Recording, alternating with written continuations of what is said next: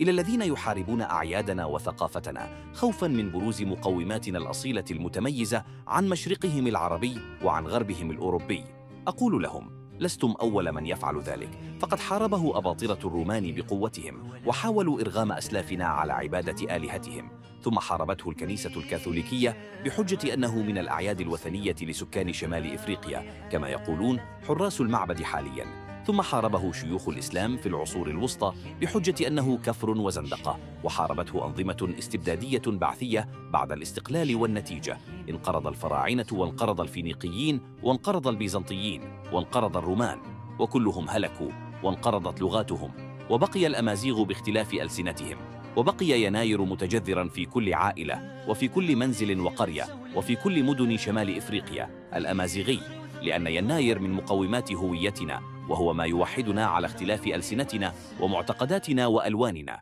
ثانميرث.